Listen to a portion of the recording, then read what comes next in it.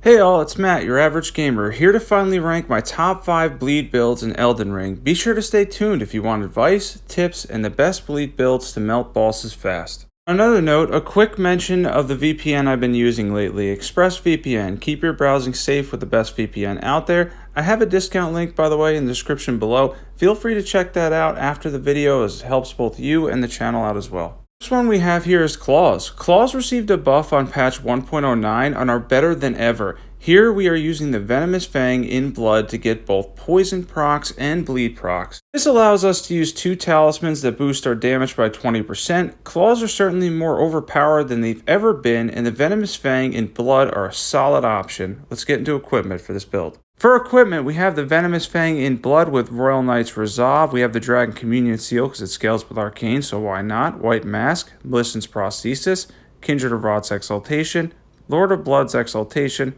Rotten Wing Sword Insignia, and then we have the Thorny tier and the Fate tier, so we can do some buffs as well. Golden Vow and Flame Grant Me Strength. Let's get into stats. Now, despite this on Blood giving you, I believe it gives you a C in Strength and Dexterity, it seems to get more points out of Dexterity, so I did this as a Dexterity and Arcane build, and I was able to get a lot of damage out of the Venomous Fang while proccing Bleed and also getting the Poison procs as well.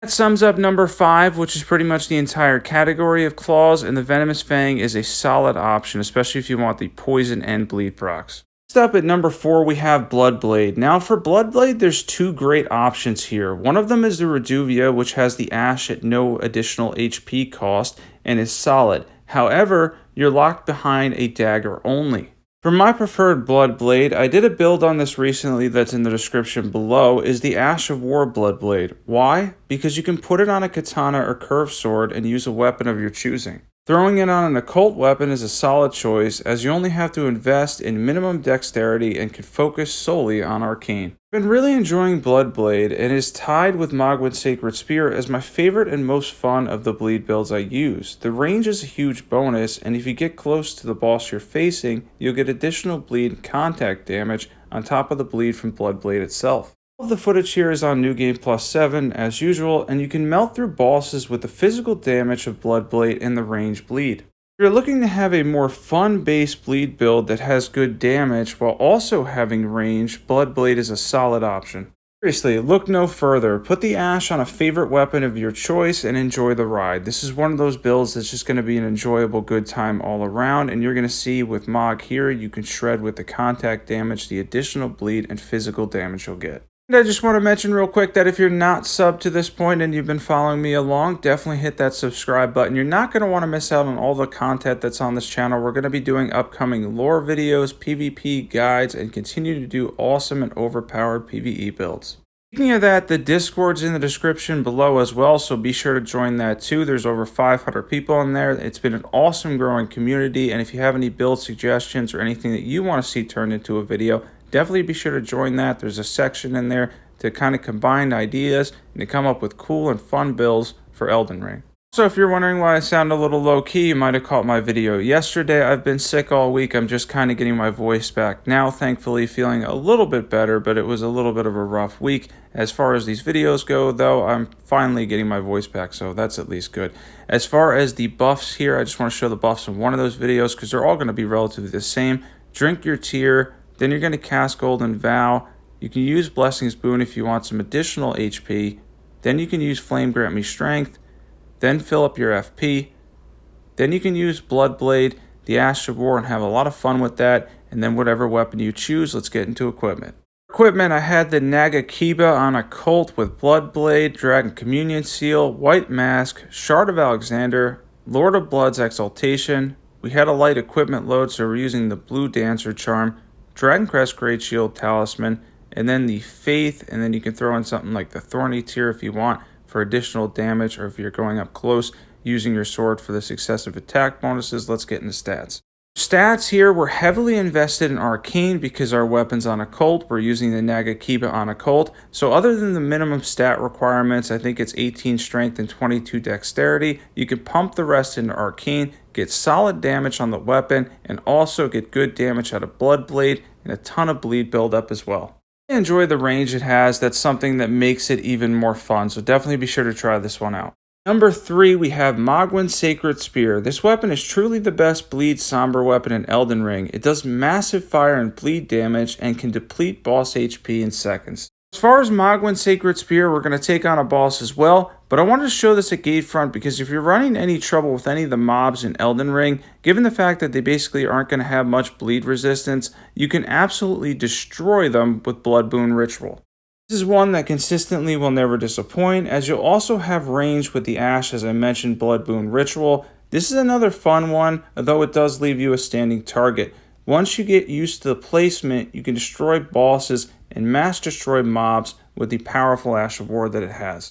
Enemies and bosses tend to disappear in the wrath of Mohgwyn's Sacred Spear. This is a weapon that, for me, is in the top 5 somber, overpowered weapons in the game, and Mohgwyn's Sacred Spear is truly ridiculous. It can also be boosted by the Fire tier and the Fire Scorpion Charm as well, so on top of the bleed, you get that consistent fire damage, and a lot of the bosses in Elden Ring have 0 fire resistance, so Mohgwyn's Sacred Spear can take advantage of that. Fire, the bleed, this is a weapon that's not going to disappoint you. It can carry you through the majority of Elden Ring. This is no doubt, again, on my favorites with Bloodblade. For equipment, we have Mohgwyn's Sacred Spear plus 10, Dragon Communion Seal, we have the White Mask, Raptor's Black Feathers doesn't really matter for this build, Shard of Alexander, Lord of Blood's Exaltation, Ritual Sword's Talisman, Fire Scorpion Charm, and then we have the Fire tier to boost that fire damage, and then we have the Faith tier so we can do our usual buffs as well. And that sums up the equipment. Let's get into stats for this one. For stats, now the Ash of War itself is going to mainly go with your arcane stats. It's going to scale highly with arcane, so you can pump that to like 60. If you're hitting with the weapon, you're going to need more strength, but if you're using the Ash, which is obviously the best part of that, go for something like 30 strength and 60 arcane.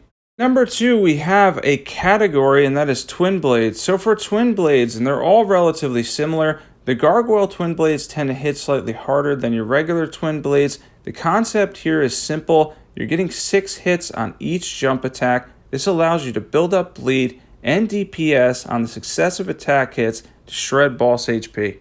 The amount of hits you're getting will proc bleed fast while also doing a good amount of DPS. You can easily jump attack your way to victory with little extra effort required aside from jumping and aiming to get the 6 hits that you can get each time. This is a powerful way to take down bosses, and if they're not immune to bleed, and about 90% of the bosses in the game aren't, you'll be taking chunks of HP from them frequently, as procs with Twinblades are not hard to come by. But I should mention that there is going to be one category, obviously we still have the number 1 to go, that's better in my opinion, and we're going to get to that next. There is one category that does beat Twinblades.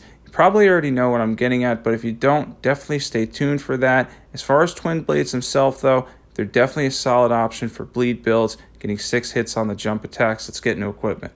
Equipment, we have 2 Gargoyle Twinblades, preferably plus 25 with Seppuku. Any seal will do. White Mask, Lord of Blood's Exaltation, Rotten Wing Sword Insignia, Claw Talisman, Ritual Swords Talisman or Millicent's Prosthesis, and then Thorny tier, and then you can use the Faith tier to get in some additional buffs. We're using Golden Vow and Flame Grant Me Strength again. Let's get into stats.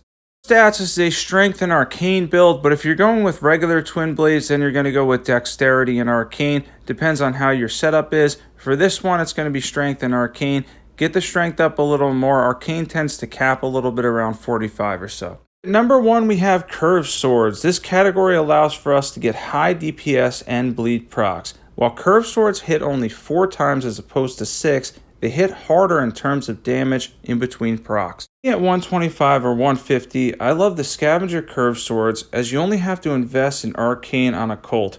This can allow you to get very good DPS without sacrificing much bleed and making it so if you're staying at meta levels, you only have to invest in your Arcane stat and then can focus on more vigor, endurance, and concentrate on that stuff as well. Once you're at 200, both the Bandit Curved Swords and Beastman Curved Swords will beat out the Scavengers in terms of DPS, and you'll be able to hit 45 Arcane while using Dexterity at 60 for Bandits and Strength at 60 for Beastmen. Let's get into equipment.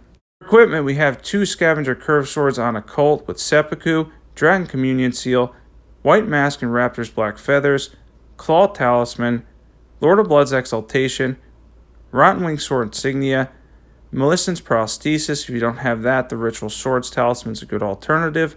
Thorny tier, and then the Faith tier for our usual buffs and Golden Vow. Flame Grant Me Strength. Let's get into stats. Stats, we're on Occult, so the thing is here, the benefit is here, you only have to put the 14 Dexterity into the Scavenger Curve Swords, and then you can pump up Arcane as much as you want, and you're going to get a ton of DPS while having the Innate Bleed scale Arcane stats, so that's going to give you both bleed and damage in terms of pure DPS without sacrificing the damage reduction that Blood Affinity will give you. Hope you guys enjoyed my top 5 bleed builds at level 150 ranked. This leaves us with, I believe, just strength and maybe quality weapons if that's something you guys want to see. If there's a specific list you guys do want to see, definitely comment below and let me know. If you're not on the Discord, definitely be sure to join the Discord. It's an awesome growing community. There's over 500 people in there now. You're not going to want to miss out. And if you're not subbed and you love overpowered PvE builds, be sure to check out all the awesome builds that are on my channel. There's a ton of stuff on there now. Thanks for watching. As always, I will catch you guys there.